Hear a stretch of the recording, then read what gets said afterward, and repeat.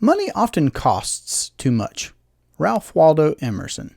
Hello and welcome to the Durham Talents channel. My name is Jesse Durham.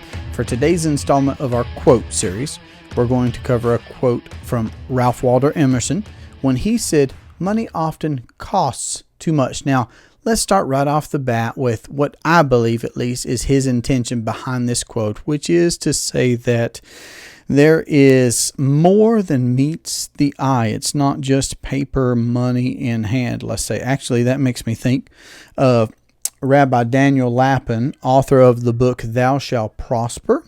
He's written about the spiritual aspects of money. So yes, there can be more than meets the eye than just the paper money or the currency itself. Emotional. So yes. All right. So there's that.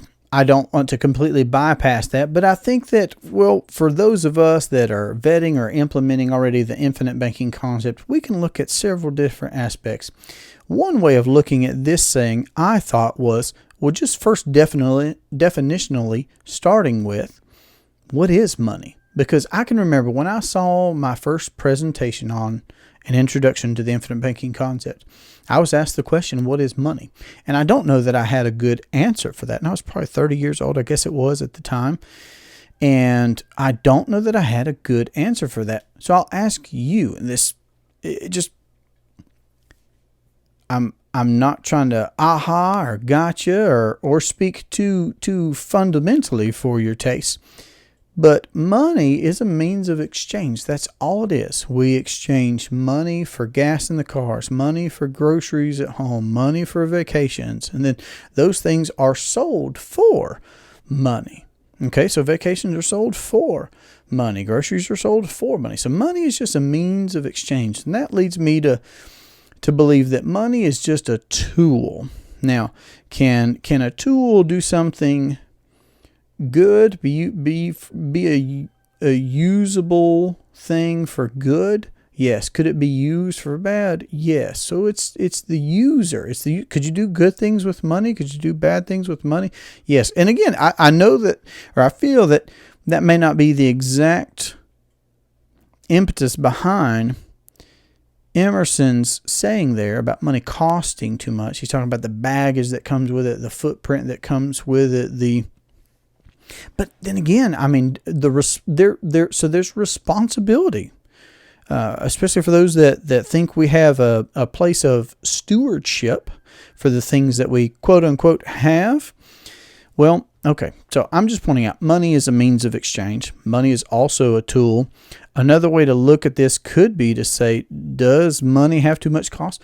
Maybe. I mean, literally, depending on where we decide to put money. I mean, just here's some interesting things to consider. Look up, try and find for yourself, if you're that interested, how much banks earn on a yearly basis on fees, on charges. Okay? So the consumer is paying for that. Likewise, I would say let's consider the opportunity cost.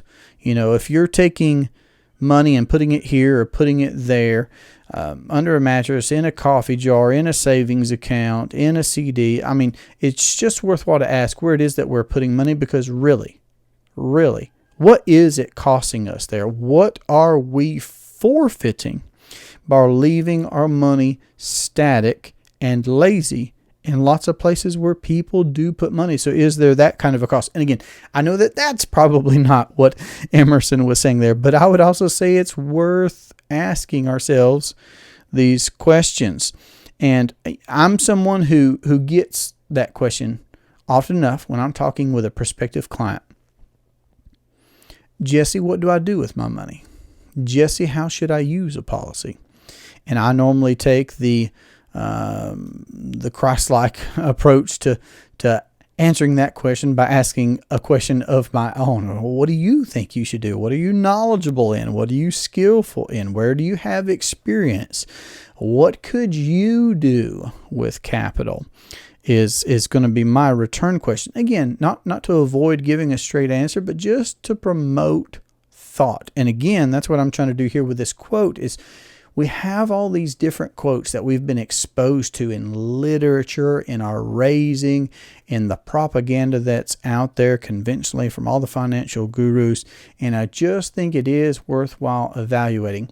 Is this helpful? Is it not? Is there a different way that I could look at this? What new perspective can I gain by considering the definitions of these words in this saying, or these other thoughts that I had not even considered, like opportunity cost? There was a time, it's not been so very long, I've known less about opportunity costs in my lifetime than I have known about opportunity costs. Okay? So it's worthwhile to evaluate quotes and sayings in this regard. And for those that even talk about investing money in qualified plans, here's another way to look at this. Does money cost too much? I feel like there are so many people that are just hamsters on a wheel. They're just doing what they've been told to do. They're putting money in qualified plans. And here's just one point, and there are many, but just one point is, what if that is successful? What if, and okay, let me just try and stay on this one point. What if that investment is successful? Do you know what the compounding of the fees on that investing are going to cost you? Have you considered what that cost is going to look like compounded over 20, 30, 40 years? Okay, so can money there, and I'm not giving advice, I'm just asking you to consider some things. Can money in qualified plans cost you too much because of the fees and such, and how they can compound over decades? So ultimately, when I hear this saying, I think it's good. Maybe Emerson was trying to speak to the heart, having your heart in the right place. Again, money's just a tool. We can use it well or we can use it poorly. And when we recognize that Nash encouraged us in one of his key principles to be an honest banker, you can't go wrong with that policy. You can't go wrong with that policy of being an honest banker. You taking control of the banking function in your life and doing it in an honest way so that you can wield the responsibility well, and also you can enjoy the profitability of becoming your own banker. So if this has been interesting to you, let me know down in the comments, or if there's a saying or a quote that you would like me to cover. Otherwise, if you'd like to have a conversation about how to implement the infinite banking concept into your household or your business or your investing, then don't hesitate to reach out to me. And this has been a pleasure for me. I look forward to our next conversation. Have a great day. Take care. We're going to cover the quote from we're gonna cover the quote.